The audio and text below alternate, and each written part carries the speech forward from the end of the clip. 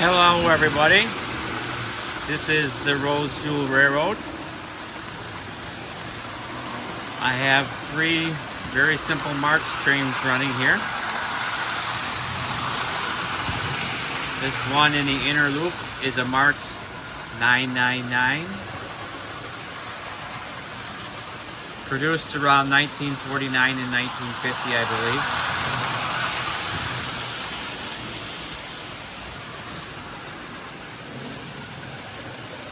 This one in the outer loop is a Marx 490,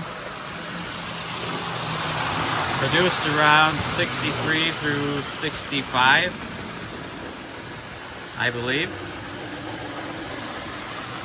That Marx 490 has got forward and reverse. It does not have a headlight.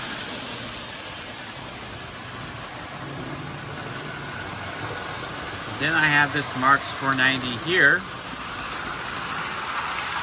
And this one was made, oh geez, I want to say right around 1975.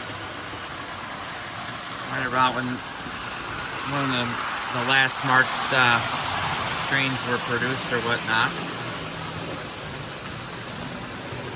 None of these have smoke. Obviously being Marx, none of them have magnet traction. They're very simple.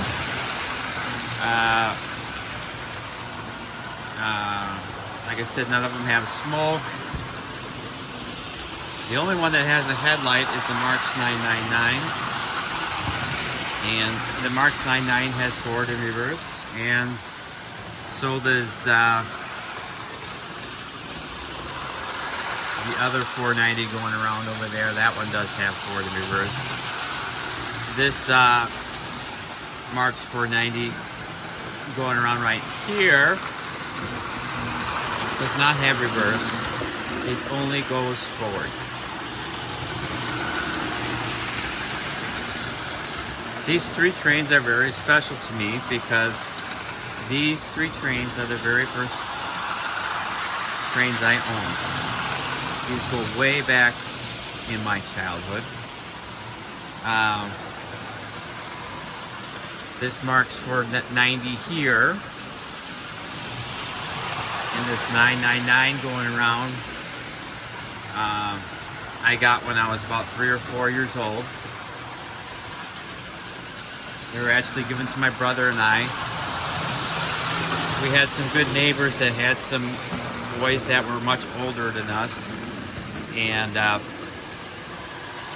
when they moved out of the house and whatnot, and their parents had these two trains that weren't doing nothing, they decided to pass on their wonderful gift to us and give us these two train sets. I ended up with them because I obviously was more into trains than my brother.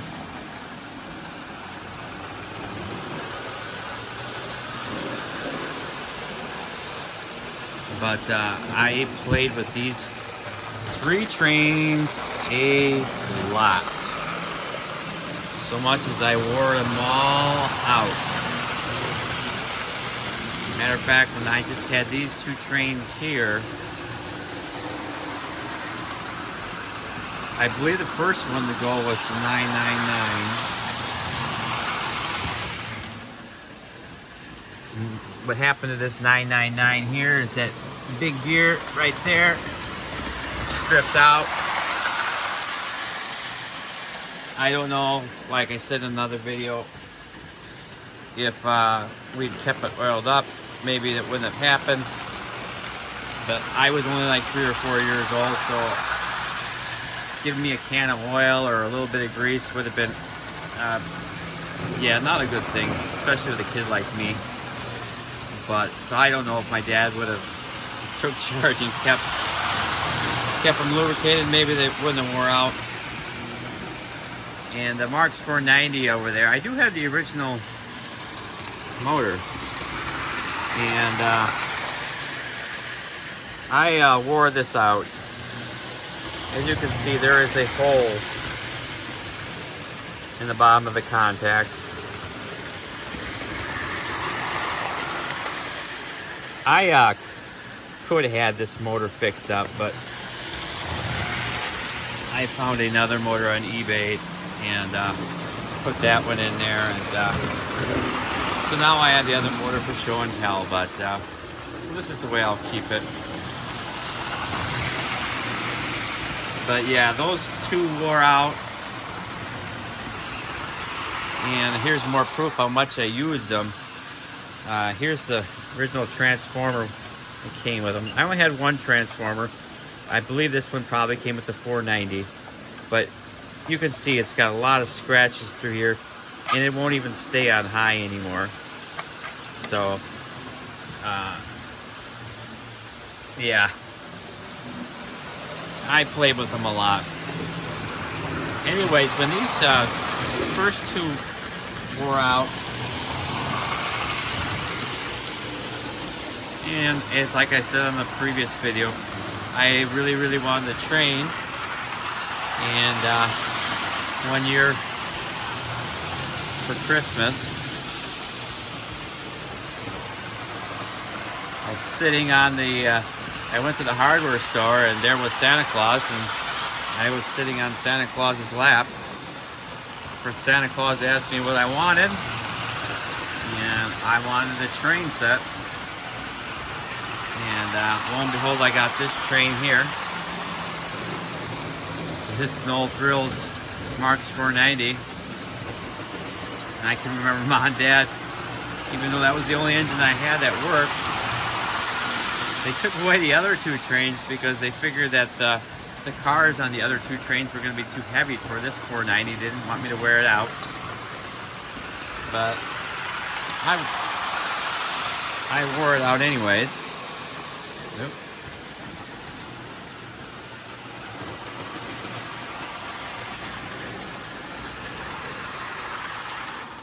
As a matter of fact, I wore out this same big old gear on the side here, and I've since had that fixed up. I found a guy that fixes them when I was in my 20s. But yeah, I've had those two. Oh, the one on the inner and outer loop, those Marks, I've had those since I was 3 or 4, and I've had this one since I was like 5 or 6. And I am 52 now, so you know, I've had that train in the 999 close to 50 years, and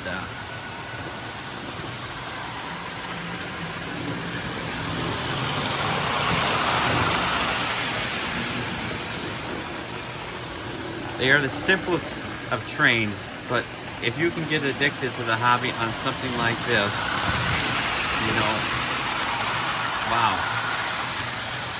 And like I've said on previous videos, later on in life I had some Linos, and, you know, 2037 and whatnot with manual traction and smoke, and of course more drive wheels and whatnot, and the whistle. I just can't imagine if I would have had something like that if I would ever get out of the basement. So maybe it's a good thing this is all I had. That way I could actually get out and get some sun and play ball once in a while, that kind of stuff.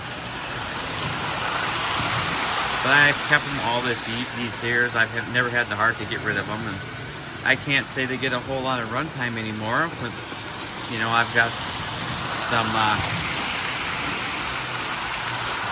more modern command control engines now, Lino and MTH, but it's still fun to get these out every now and then and remember my roots. And I know there's a lot of Marx people out there, and there is fancier Marx. I do have some fancier Marx. I got a couple Marx 333s I'm going to talk about someday. But yeah,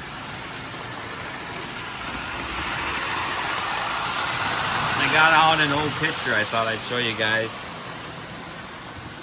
Oh, this is probably about 1981. I think I'd be like 11 years old. And I can remember when I got my first brass mat that I thought, oh man, I'm a model railroader now. I'm just not a toy runner. But yeah, and this is the same 4x8 that is right here. You know, I've expanded and did all this. And as you can see, I got the Rico station. Still got it. So I've had that like 40 years.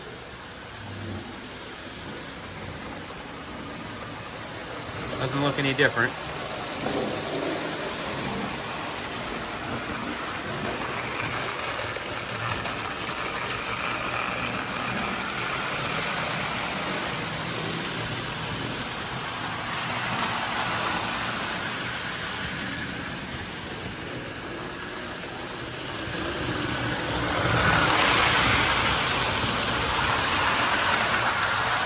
It is hard to slow a Marx train down.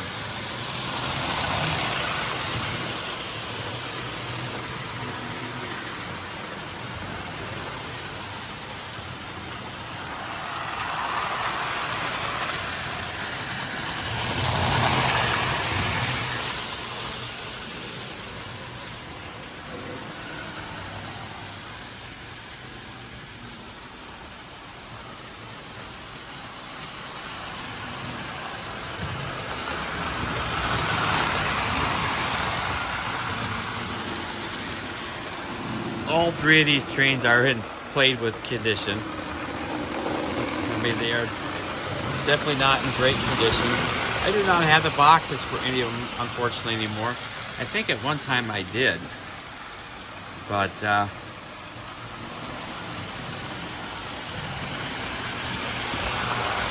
one thing I do wish I still had is when all three of these wore out, of course, Marx went out of business, and my parents were desperate to find me another, at least locomotive, because I played with my trains so much. And I remember my mother got out one of the instructions and figured out Mark's train address, and she had written a letter to them wanting to buy, I think, just the locomotive. My parents didn't have a whole lot of money, so, you know, they just, if they could buy me another locomotive, that would be great, you know. And she received a letter back that, you know, that they were basically no longer in business and whatnot. And, yeah. And that letter from Marx Corporation, boy, if I had that, that'd probably be worth a little bit, you know. These trains aren't worth nothing. I mean, they're very, very common. You know, this train's very common.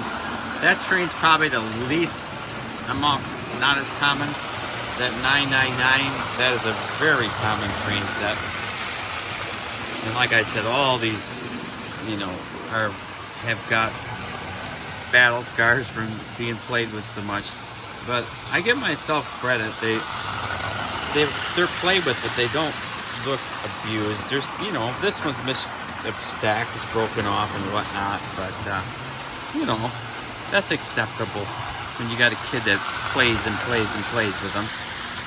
And I'd rather have them in this condition and have the stories about when I played with them versus having them in mint condition and say, oh, I never played with them because they, you know, were so special and so valuable. What kind of story is that, right? So,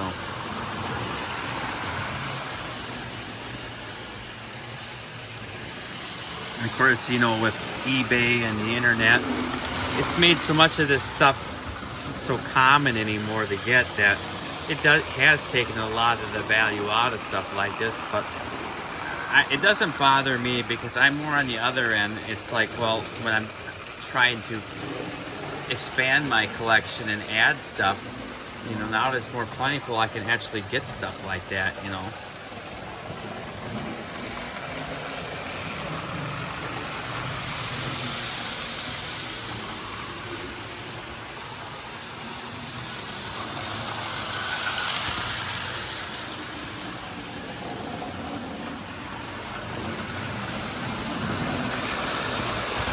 But anyways, I think that's about all I need to talk about. And this has been the Rose Tool Railroad, and I am running some of my very first Marx. And if you enjoyed the video, please give me a thumbs up. I definitely enjoy reading comments. And yeah, if you want to go ahead and subscribe. I just recently made 100 subscribers. Yeah, as a matter of fact, I got the 100 subscriber flag over here. There we go. But yeah, thank you very much for running. Bye now.